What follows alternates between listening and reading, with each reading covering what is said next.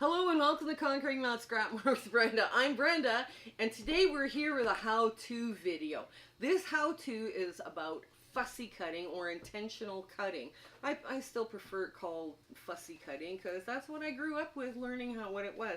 So I'm going to show you a couple of different ways on how to fussy cut so that you can enjoy the collaboration on this channel and 3 other channels that are coming up this late spring, early summer, and those people, other people, are going to be in the show notes below. But first, let's not get ahead of ourselves. Let's do our shout out first. Okay, so Holly at Magic Holly Designs is having a lot of fun in her channel, and she's doing some beautiful stitching on her long arm, and oh my gosh, you guys got to go check her out.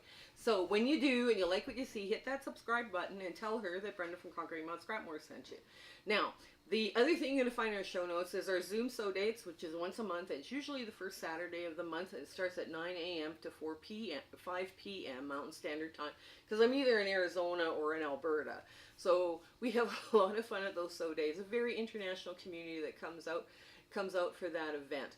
The other thing you're going to find is our Facebook group, and our Facebook group is like a Facebook group, a normal Facebook group, except we're a very warm, welcoming community, and we are asking questions, sharing pictures, fabric exchanges by country, and we're also doing a virtual sew room. And those virtual sew rooms are a lot of fun. People get in there and they start talking with other people, and they're making friends with those people. It's amazing what's happening. And it's great how when quilters get together, they just kind of like, they have something in common already, so it's very easy to talk with them, right? So that's something else. Now, you're also going to find the 3 YouTube links to my other collaborators. Future Cat from New Zealand, Kelly's Crafts and Cruises from British Columbia, Canada, Michelle from Bits and Pieces from Australia, and we're all doing this collaboration. And we're kind of, with the joke is we're blaming Future Cat for the fussy cutting because she started fussy cutting first, and it was just darling, and it's very contagious. So I thought, well, we better teach you guys how to do this in case you see, you know, stuff that you really like and you want to fussy cut. So without further ado, let's get into this fun little tutorial. Okay, we're at the cutting board sewing machine, and what I want to show you is there's a couple of different ways that you can do fussy cutting, right? And you do fussy cutting for patchwork a little bit different than you do for, let's say, foundation paper piecing. But I mean, it's either called intentional cutting or fussy cutting.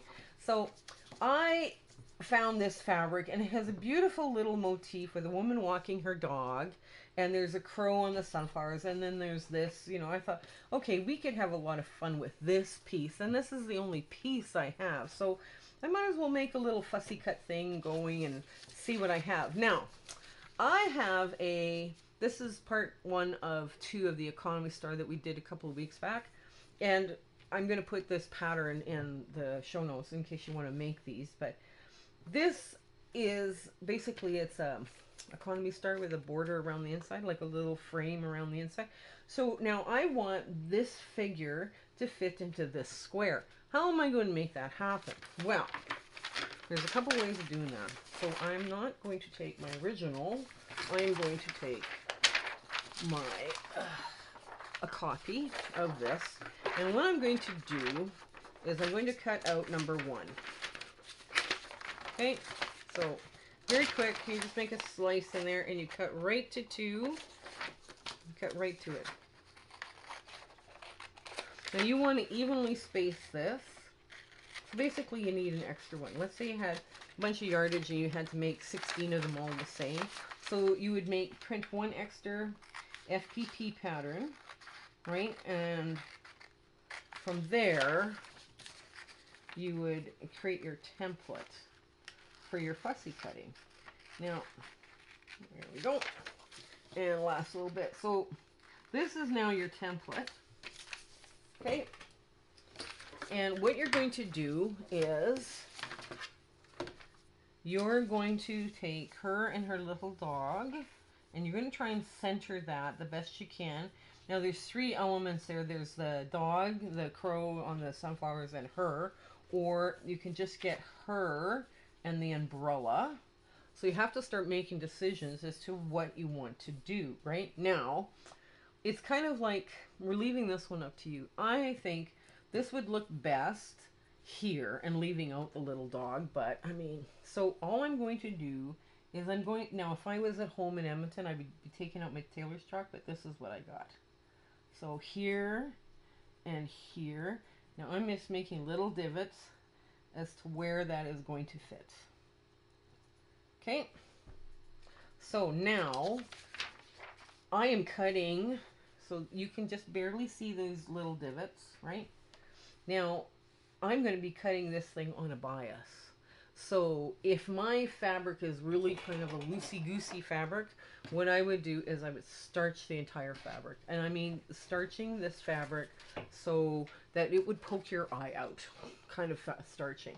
So now I'm going to be laying my first divot lines.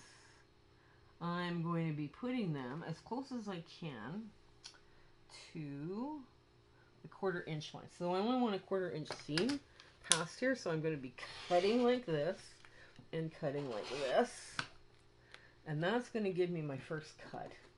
Now when you're working with a bias, it becomes problematic when you're stretching, right? You're stretching things, so that's where the problems start. So I want to make sure this thing stays the right size. Okay, like that. And then like that. There we go. I'll make sure I don't have too much hanging over. Okay, so this piece here would go into my crumbs. This piece I would take and make as many, 2 inch by 3.5 inch pieces. Now this, of course, when you get your pattern now, and I was asked to show this, how I make my little thing on the back. I take my stitching wheel and I just line up a ruler along a line, and I go like this and like this. And I don't worry about going past the line. Yeah, it's all fine. It'll work. There we go. And there we go. And usually I do several of these at once. I'll do 4 or 5 of them at once. Oops. And because I've gone over, that's not a problem. You'll see it on the back. And this line, when I'm putting this line in too, it also helps me fold the fabric, or fold the paper out of the way. And also helps the paper coming off. So I just go around the outside real quick like this.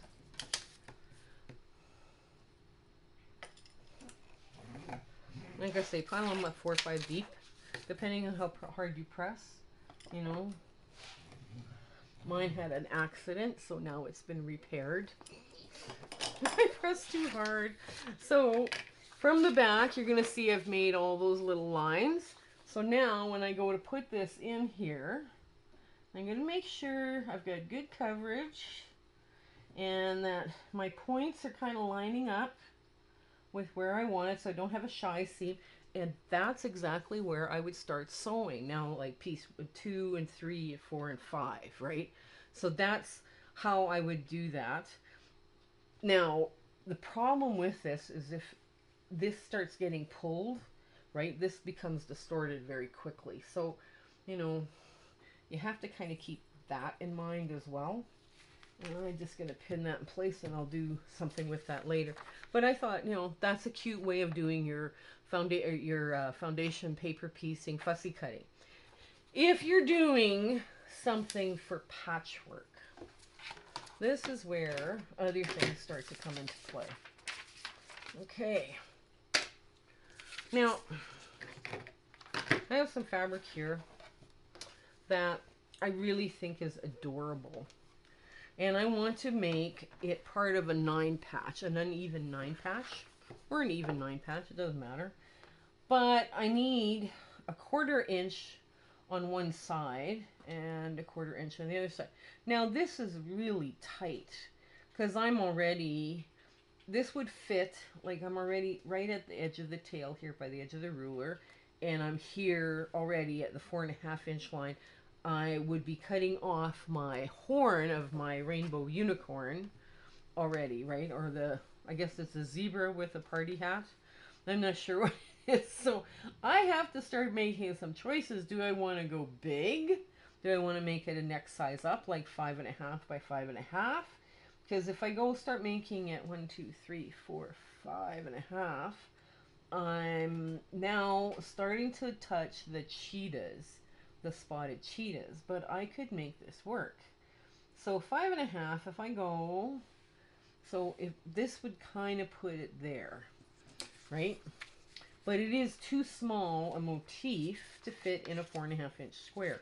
Now what people do, some people do, is they take a piece of paper, you know, this measures exactly 4.5, and what they do is they just fold it in half and they leave a 1/4 inch on the side, you know, as to where that line would disappear, right? Or where the pattern would start to disappear. And they create kind of a little window. Now the other thing I've seen people do is they'll take two, there. So there's our little, we create a little window, and we can see that this zebra with the party hat is probably too big. We could make it work, but it would be tight. It would be very tight to do an I Spy quilt with, right? So we might have to go bigger. It would be okay for the cheetah, be the rainbow. It would be okay for the cheetah, right? So I mean, we could do that, right? At a 4, and this is a outside edge is 4.5. So this block is finishing at 4, and that's the inside measurement is 4. So I mean, you could do it. You could also do it like on an angle, right? Again, I would spray starch, and then any fabric you have left over, you just rinse the starch out of. And when you're done with your blocks, I mean, you know, rinse out your starch out of your blocks or your quilt top, right? So when you finish your quilt, you wash it right away, and you don't collect the little buggies that come along with, you know, putting into potato starch or something like that. So those are two different ways you can handle this. Now, what some other people do, and I'm just going to take, I'm going to take this piece. I'm just going to cut straight across, or straight-ish across. Okay, and I'm going to show you what they do. Is they take, okay, they make 2 L's.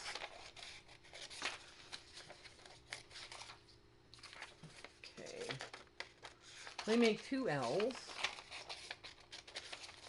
and they see how big that space is in between. So what they do is they move, here I'll just switch it this way. So they'll get where they want it on the bottom, right, about, and where they want it on the top, right, and they start playing around with the dimensions, right. So now they can start measuring how big or how tall this motif is going to be. Now they would use longer paper, so you wouldn't have these gaps, but then they would be able to see. If they just wanted the rainbow, you know, in their little motif, okay, this is where it would have to go to, you know, this is how small it is. And then they would take the measurement from there around that rainbow, and then of course they'd add their seam allowance in. So that's another way of doing your, it's kind of a like reverse engineering your blocks as to what you want to do. So if I wanted to make this, I think it's like what, 2 inch, not quite 2 inch. Oh, it's a little shy of 2 inch. And if I wanted to cut a 2.5 inch, okay, let's say I wanted to cut a 2.5 inch square out of here, it would be, I think people use this too, they have like a harder cardboard, like from cereal boxes. So if I wanted to make a 2.5 inch square out of here, then I would have to come down, and I'm almost there. This has to come down a little bit more, But yeah, I could make 2.5 inch squares out of there and have the rainbow, right? So I mean, it's kind of like, what do you want to do? What size do you want to work with, right? And that's part of, okay, if I have a piece I want to fussy cut, okay, what can I get out of it, and how big do I have to cut it, or how, how much stuff do I have to work with to get it to work, right? So, but like this one here, yeah, 2.5 across and 2.5 down. Oops, that would be just a bit more down, right? I would get a cute little rainbow out of this block. So that's kind of interesting thing to think about. Okay, so there's my 2.5 inch line, so that would be perfect. Another thing they do is they take white out and they draw on the line, a line, a square of what they want to fussy cut out along this edge, and then they're ready to fussy cut, right? So they would take like a piece of paper like this, which is, 4 inches, just a little bit shy of 4 inches, and they would white out around it. And then the white out later on, after it's dry, you scrape it off with your fingernail, or it washes off. So that's another way of doing it. Now, if I had whiteout handy, I would show you that, but you get the idea. There's a bunch of different ways you can fussy cut stuff and have fun with it. So let's get to our ta-da moment. Okay, so you see how we did this with fussy cutting for foundation paper piecing, and we use very simple tools. We use our rulers, we use papers cut in L's so we can see how big that piece is that we want to fussy cut. Everybody has their own unique way of fussy cutting. Everybody. So, I mean, everybody you talk to has learned something different. So, and I've played around too with putting white out on a ruler, and it does wash right off. So there's no worry about it staying there forever, or and that kind of thing. What we did fussy cut here is part of the Economy Star Part 1, and I will put this in the show notes below. But don't say that fussy cutting is too much effort, because fussy cutting can be just absolutely adorable. I'm going to show you the fussy cutting we did for this collaboration that's coming up between Michelle from Bits and Pieces, Kelly from Kelly's Crafts and Cruises, and Future Cat from New Zealand. I'm going to get my cameraman to hold this all up for you, but isn't that the sweetest little block you've seen? And it's because the fussy cutting is putting the Pooh Bear and Piglet. It is just, you can make a block, you can elevate a block very quickly by making it truly adorable. So I do hope you give these a try. It's been so much fun doing this today with you, and I'm so glad that people have suggested that we show you how to do some fussy cutting or intentional cutting. Okay, you take care and have an awesome week ahead. Till we meet again. Bye! My husband and I would love to thank you for watching our video and being so supportive of our channel. This has been just such an amazing journey we're on here on YouTube, and we wouldn't have been able to do it without you. So our thanks, truly our thanks for you. If there's anything you need, don't be afraid to contact me either through the Facebook book or through email. I'm trying to do as many viewer request videos as possible, and if I don't do it, you need to remind me, okay? So that's not a problem. But yes, it's been just absolutely amazing. Make sure you tell your gills I speak for free. We have a Facebook group. We do Zoom sew dates, and we give out nothing but free patterns. So I hope that you have an absolutely joyful year ahead, and your sewing room, everything is going for you, and life is great. Okay, you take care until we see each other again. Okay, bye.